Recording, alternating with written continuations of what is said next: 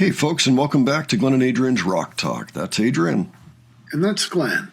And today, we are going to check out another brand new Warning song that just dropped at P'al Norte. We are very much looking forward to this. The song is called Ego. We don't know what the words are yet, so it's going to be in Spanish, so that may be a little bit of an issue too. We can't really do anything but wager guesses on what the words or the song might be about, but that's okay. Just looking forward to a third song off this album, ahead of the album. Adrian, what do you think? Well, I'm looking forward to it. You know, I thought the other two new songs are dynamite. I mean, I don't know how to describe it. They're like the best they've done yet, I think. Yeah, they're really kind of pushing the envelope out, too, from what I think people were expecting after Keep Me Fed. You know, like that one seemed to be more... well, I won't say that it was commercialized necessarily, but it had that eye towards the market and towards trying to break out the band a little more. And this one seems to push the envelope out farther into maybe even heavier or more progressive areas. So, yeah, definitely looking forward to checking this out. Okay. So with that, let's check it out. We'll talk about it afterwards. All righty.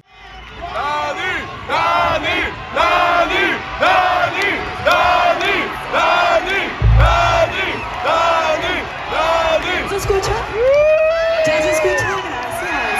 Ahora sí. ¡P'al Norte! Qué bonito es estar aquí en casa con todos ustedes. Y justo como estamos aquí en casa, les queremos dar algo especial. Look at that screen. Yeah, I know. Por primera vez en vivo, esto es Ego.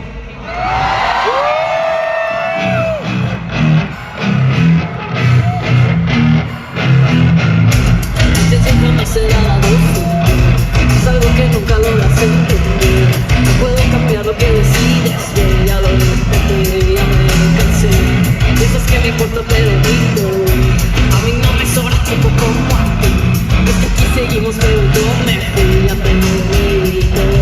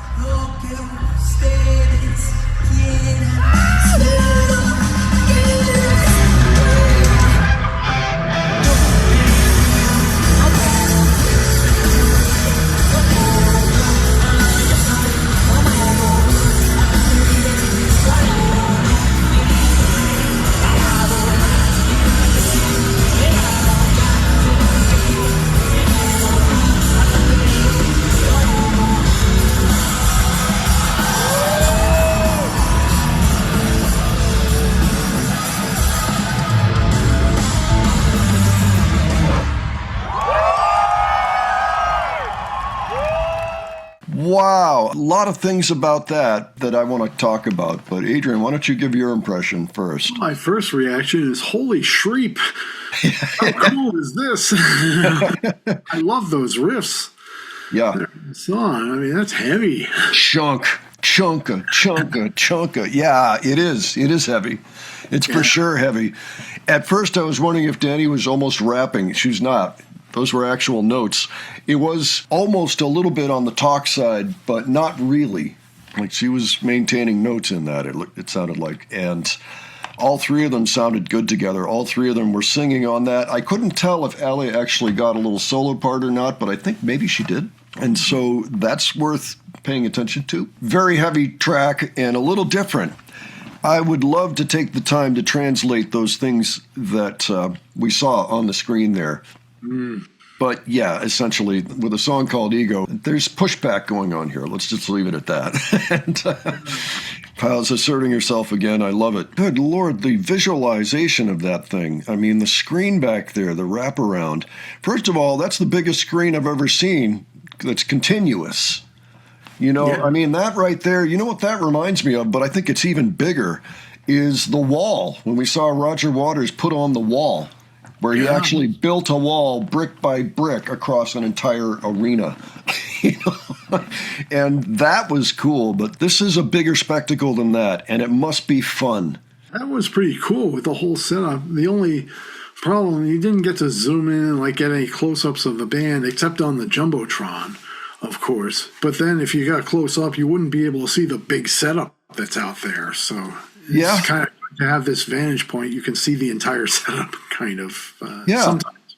That's the other thing is Adrian and I went to the wall together. This was 2010, and we sat in the back of the arena, which you would think wouldn't be a great place, but actually it was kind of like this. You could see everything. Nothing was going to get past you. And I mean, there were things flying down from the ceiling as usual at Pink Floyd shows and things too. So there was a lot to see.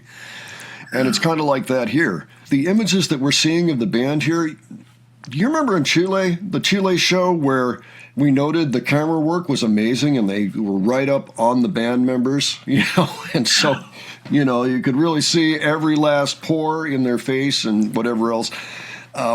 This is like triple that. You know, and then across a much wider field of view. So, I mean, that thing is massive. Song sounds amazing. Sounds like it'll be right at home with the other two. It also sounds very offbeat from most anything else that we have heard from the band, and yet not a surprising development either. You know, they're a heavy band.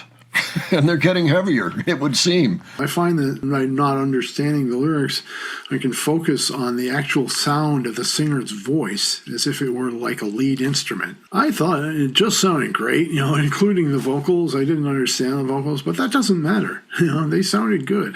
Piensen lo que ustedes quieren que espero que les duela. Think whatever you want. I hope it hurts. Sounds like a good thing to say to an egomaniac. Yeah, if brutal. That's what it is.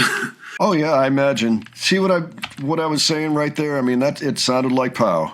Oh, I loved that. And it's a big crowd too. That's wonderful. Yeah. One thing I was wondering too, how the heck did they do that with a fire? It's like fire lasers and like precision fire going up. Yeah. Well, I'm pretty sure Rudy was behind that. And Rudy was also behind the pyro going on in the kerosene video. Not just the flamethrowers, but also, you know, the garbage cans in the junkyard and all the... Actually, there were a lot of items that seemed to suddenly have fire shoot up, you know, in that scene. That was all him. And as a matter of fact, he was pushing buttons for each one in relation to where they were in the song and what he wanted to accentuate. And so he loves that stuff. Yeah, in kerosene, it kind of looked like they were exploding. Like, you know, a fire, it looked like normal fire. It spreads out when shot up. That's right.